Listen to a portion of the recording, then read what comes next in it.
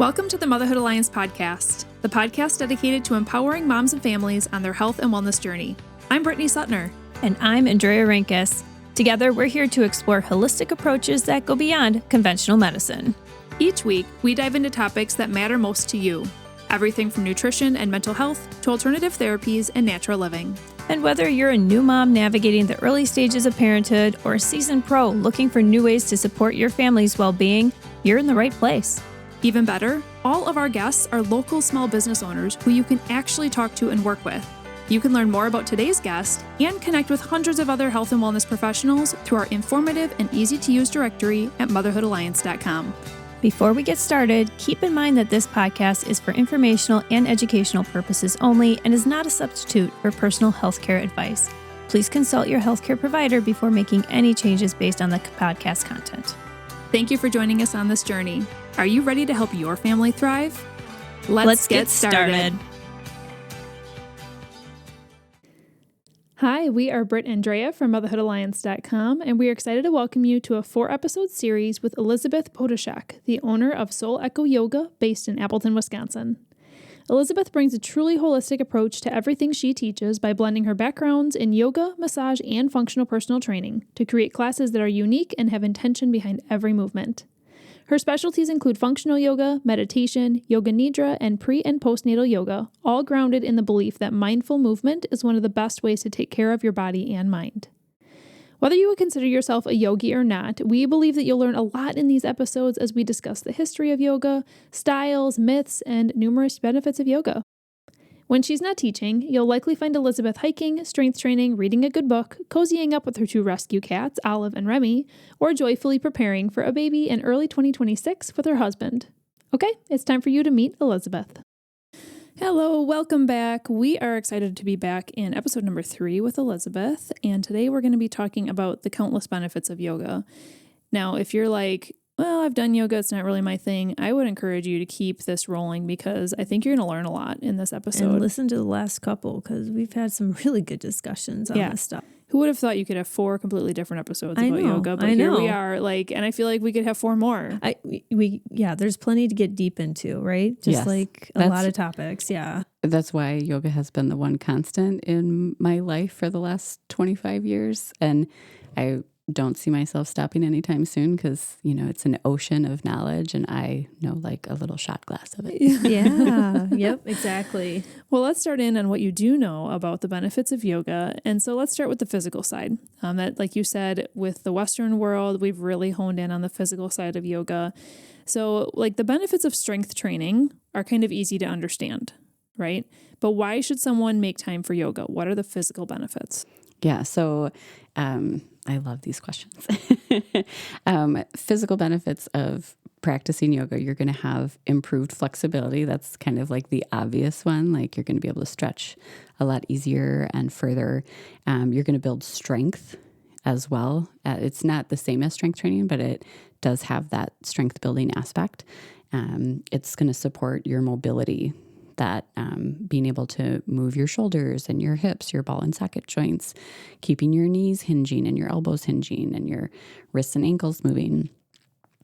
It's going to also, if you do a more vigorous practice, can be cardio related. So it's that's why there's so many different styles of yoga because there's so many different benefits to yoga, but also kind of like with Pilates, your posture, you're going to stand up straighter, you're going to sit up straighter and be able to balance a lot better as well. So like we're working your core. You might, it's coming up to winter. You might slip on the ice if you have a good core and good strength and good mobility. Hopefully you can catch yourself before you fall. That's kind of like the one thing. When you're talking like flexibility, mobility, I always think I think people think so much of like today or like just right now, but you think if you continue this yoga practice, continue strength training, all the benefits that have to do with like, especially yoga, your future as an older person, you're going to thank your younger self because you can't, the older you get, you're not going to have as much ability to be as flexible or as mobile or as balanced. It's like my French major that I don't use at all. Like I I can understand some. I can speak very little. Yeah. I can read it most of the time, but because I don't use it, it's just kind of like off in the back of my brain. Yeah. Whereas like, and I know like currently in where I'm at in life right now, I'm kind of doing a rotation of exercises, but I have done phases of only doing yoga. Like I did a 108-day challenge with Travis Elliott online, and I only did, I was seeing my personal trainer at the time too. So like one day a week, I would see her once every other week, but I did yoga almost every other day if I wasn't resting. And that, like, because you can practice it every day and it's meant to practice every day, then like it's crazy what it can do for your body. But if you only have one day a week to do it, that's just as good, so it's I just think it's wild. Well, and also, I mean, you think too, if somebody is a runner, we've dealt with runners, and we are that too. Recovering endurance athletes. Yes, we are recovering endurance athletes wiser, right? But the thing is like, I know with a lot of runners or triathletes or whatever, they get so into their sport, but they don't think about how yoga, or rest days too, but yoga will really help benefit their running game. Like they will be faster, they'll be stronger as a runner if they have this kind of, yoga as part of their training schedule. Well, in my first yogi that I really connected deeply with was Baron Baptiste. And he used to be on staff for I want to say it was the Philadelphia Eagles football team. His parents were both yogis, or like the studio I taught at in De Pere with Ryan. She works with a lot of the Packers. She wrote a book, Yoga for Athletes. So you can, you pick up the book, look at the sport. Here are some stretches that are going to really benefit you. So it can get very specific, but it doesn't need to. I agree. When I think about just the average American, like even if I just look at within our own household, like my husband, he's a financial advisor. So like he works at a desk a lot, right? And so his shoulders and his neck have so much tension because he's so busy that he forgets to take breaks. And we talk about this, but like in everyday life, what type of movement is going to benefit him best? What type of movement is going to benefit me best, right? When I do a lot of computer work, right? And our history is in fitness, but I spend a lot of time sitting. And so as you're talking through those things, I'm like, if somebody were to start, if they're doing nothing right now for carving out time for fitness, if they were to start with one thing, I would say it should be yoga, because it's going to be working those muscles. Like you said, it's going to be starting to give you those strength and those cardio aspects from maybe a more gentle level. But the amount that our bodies are stiff right now, especially with our foods, we could get into whole other topics on inflammation and all this other stuff. But what adult out there does not have a complaint of some sort of stiffness these days? Right. Especially in the same parts too. The back, the hamstrings, the glute, all these things are weak and they're just not working. Yeah. And you had mentioned in our prior episode the benefits of yoga for your fascia too. Can you share a little bit about what is fascia and then how does yoga benefit it? Yeah, absolutely. So being a former massage therapist too, I really love let's fascia. Get nerdy. Let's do it. Because I'm also a recovering endurance athlete. And when I went to massage school, they were like, fascia doesn't stretch. And I was like, I know. Why is everybody telling me to foam roll my IT band? Because it hurts. Yeah. If you've done it, you know how bad it hurts.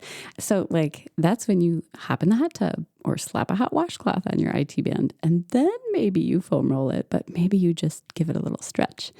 And that's where yin yoga or restorative yoga comes in really nicely. So regular yoga, you're going to activate your muscles. You're going to stretch your biceps, your hamstrings, your back.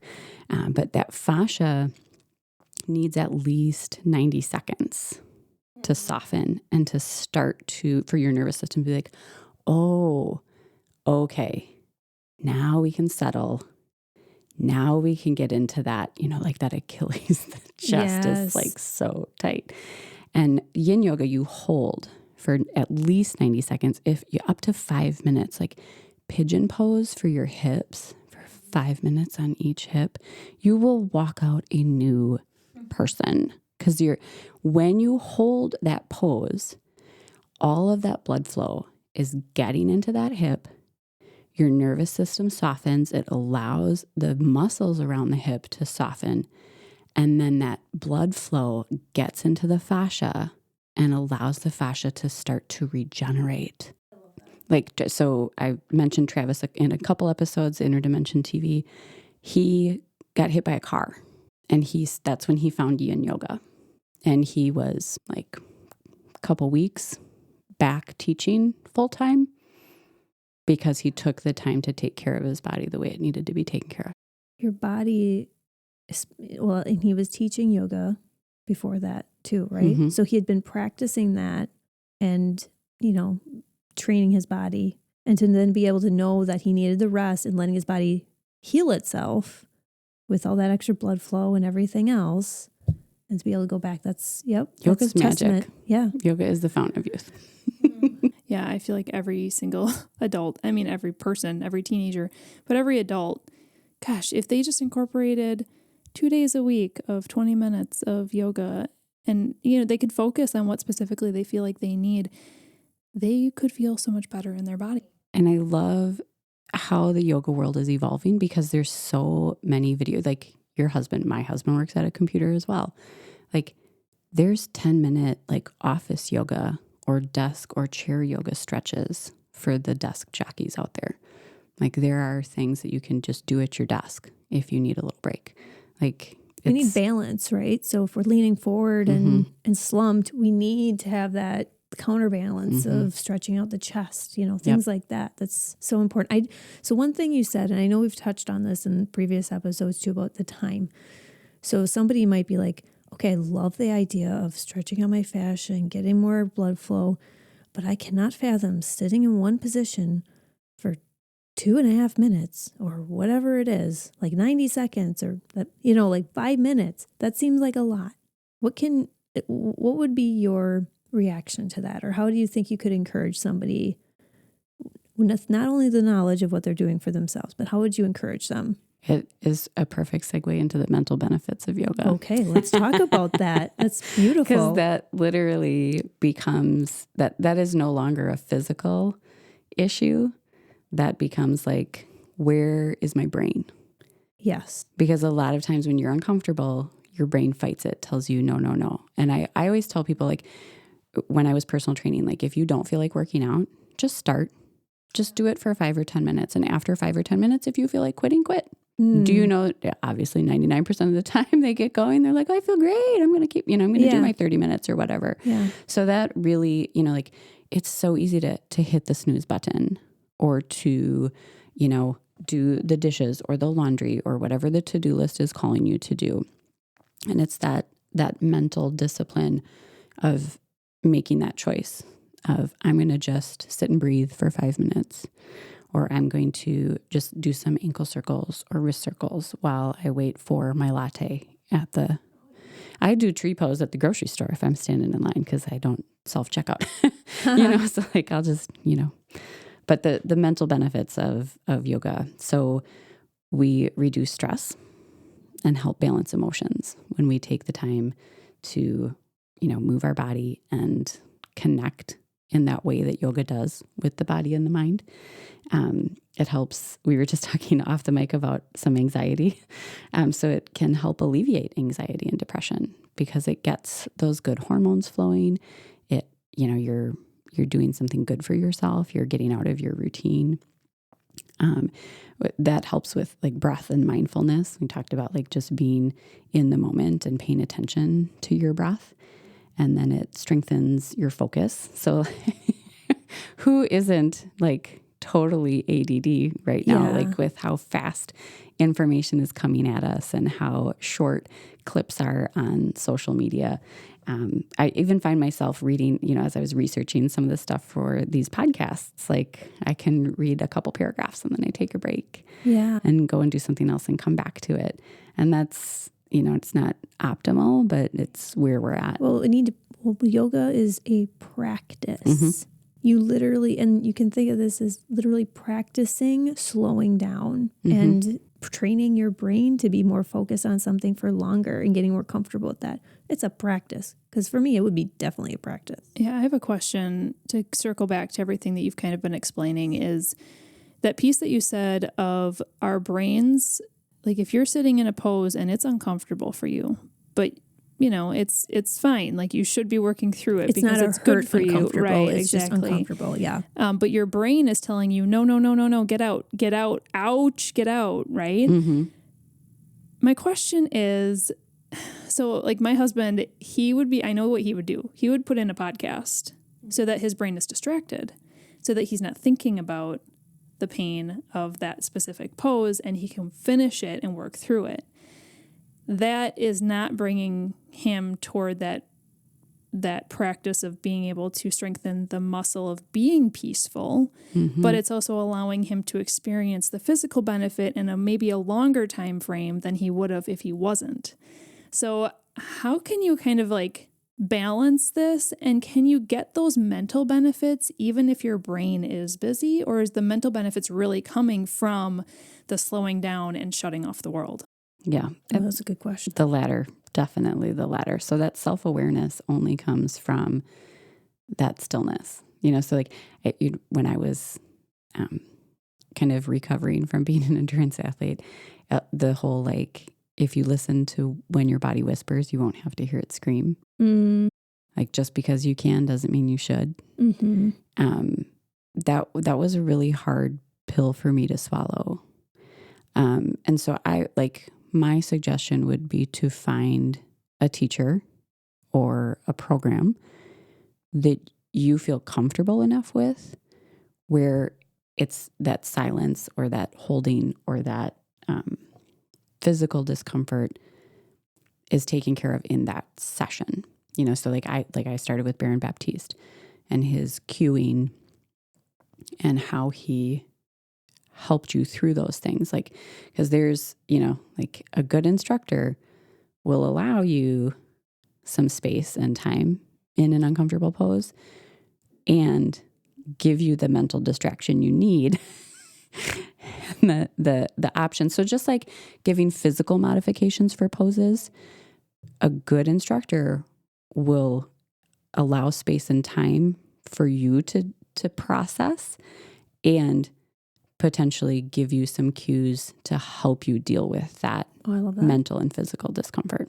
And you don't have to start with 2 minutes or 5 minutes of a pose. You could start with 15 seconds, 30 seconds and build, I would think, Yeah, it's a practice. And I know in our next episode, we're going to be breaking down some pieces that you talk about. So like 5 holistic yoga practices. So we are going to be breaking that down in the next episode, but I know one of those I want to touch here on is the breath piece. Because as you're holding a pose or you're feeling that discomfort, but it's so good for you, the breathing piece is going to be critical in helping you relax your body and your mind. Yes. Right? Because oftentimes when we're in a pose that is slightly uncomfortable, our muscles all around that area are tightened. They're not releasing, and then we're actually not letting that to release. We're not like allowing it to just melt, right? And so this is actually pretty deep, isn't it? Like there's so much actually going on here. So I want to save some of that breathwork conversation for the next episode, but can you kind of define what is a yoga breath? Because I've heard that in yoga classes.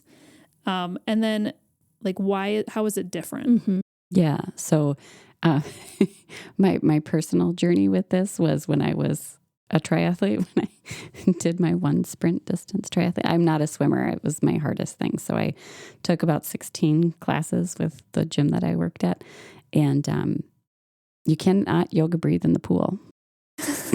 You tried?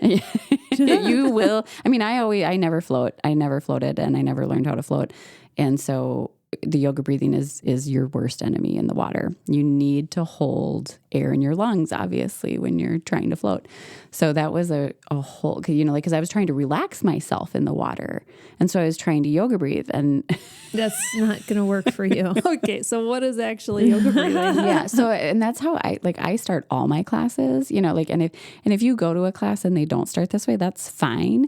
But we are so distracted and so busy. And when you show up at your yoga class, you need to settle down from your day. For sure. And you need to make that connection. And so like I've taken, so in yoga, we call breathwork pranayama. Prana is the breath. And it's, like if you didn't have eyes, you can still function. If you can't smell, you still function. If you can't speak, you can still function. If you can't hear, you can still function. If you're not breathing, you're dead. Like you can go without food, you can go without water. You cannot go without air.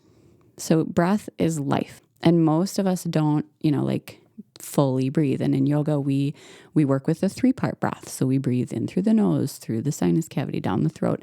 We fill up not just the chest, but the lungs 360. And that's really important as personal trainers. Yes. And then down into the belly, and not just the belly, the side body, the lower back. And the poses help you get into different parts of that.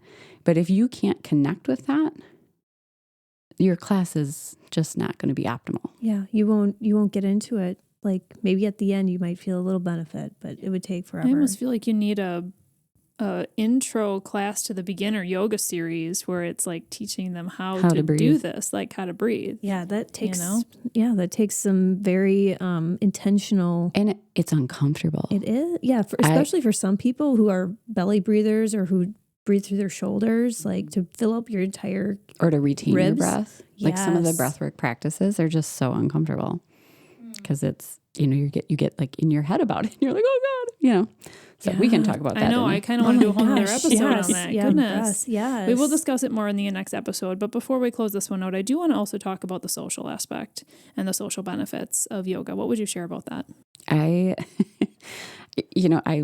love my yoga practice at home. However, there's something to be said for showing up to a center, a space, a studio, and practicing with other people. And honestly, that's my favorite part about teaching is watching my students connect to each other and just learn about each other and ask questions about their lives. And it's just really special having that social network of people who feel like they belong, they're included. And wherever you are on your yoga journey, you're welcome in our space. Let's dive into that social benefits a little bit more. So what long-term benefits are there socially? Yeah, just that community. Given the time that we live in right now, I feel like it's easy to feel divided or separate. And what I really love about yoga is that it means to unite people, not just your body and your mind, but to make that connection with someone else and to know that you have a safe space. The true magic of yoga is transformation. And I feel like a lot of that has to do with the community that you build and the community that you're opening up to. Mm-hmm. And we talked about how in this world we're just we all have like squirrel syndrome. Things are moving so fast. We're always so distracted. And we are shoulder to shoulder with a lot of people in fun ways and busy ways. Like you can go to concerts with people or you bring your families together and it's like this beautiful chaos. But how often are we actually shoulder to shoulder in peacefulness with other humans? In that deep rooted connection of, wow, this is powerful. And thank you for sharing space. Like that's it. There's a lot to be said for how that makes people feel. That's wonderful. I want to circle back to talking about Soul Echo Yoga, though, one more time with your business, because I know you do a lot of community service in our area. Can you share why that's important to you and then maybe a little bit about where people would find you doing that? Yeah, absolutely. So my business partners, Savi and Mark, when we decided to have Being Collective and join our entities, mental health was one of the biggest things about why we wanted to create a space for people in Appleton area. So we chose a couple of different local organizations. I was introduced to NAMI from a mutual friend who did some fundraising for the National Alliance on Mental Illness. And we luckily have a chapter here in Appleton. So every other month I go there and do a class for their volunteers. I really love what they offer the community. They have free classes. They have a peer-to-peer class. They have like for family support. So where you just learn about mental illness and how you can find resources, or they talk about the physical aspects of like taking care of yourself and different things. So the structure that they have at NAMI is really phenomenal. We also help out prevent suicide Fox Cities. Cindy Refke, who heads that up here in Appleton, she just does a super job getting out in the community, making that aware, taking that stigma down. And then the other organization that we do a little help with is the Foxvale Humane Association. I do, again, a class for their volunteers. And then we had kitten yoga in August at the space. And it was so fun. All the kittens got adopted. Oh my gosh. Wow. Yeah, it was. Yeah. So, I mean, who doesn't love baby animals? I know. Yeah. Oh my God. Well, thank you for serving in our community. I think that's just amazing, and that you're focusing in on areas that just mean so much to you guys. So I do want to mention for those of you who are listening that Elisabeth has offered a free class when you mention that you heard about her through this episode and you share one thing that you learned, which is super fun. And we have one more episode coming up, you guys. If you've not listened to our prior ones, goodness, these have been such great conversations. Make sure that you go back and do. But for our last episode, we're going to be talking about holistic yoga, functional yoga. We've been hinting toward these like 8 pillars or 10 commandments, Elisabeth called them. We've also been hinting toward her 5 holistic yoga practices to reset and reconnect. And so we're going to be breaking those down in this next episode. So this is going to be a great one coming up next. If you enjoyed this episode, would you consider leaving a rating or review or sharing it directly with a friend who could benefit from the information? We know that you're a busy mom or caregiver, and our goal is to make your life easier by bringing tips and tricks directly from experts into your earbuds. By sharing this episode with someone you love, you can play a critical role in helping to make their life easier as well. We appreciate your time, and thank you for being a part of the Motherhood Alliance family.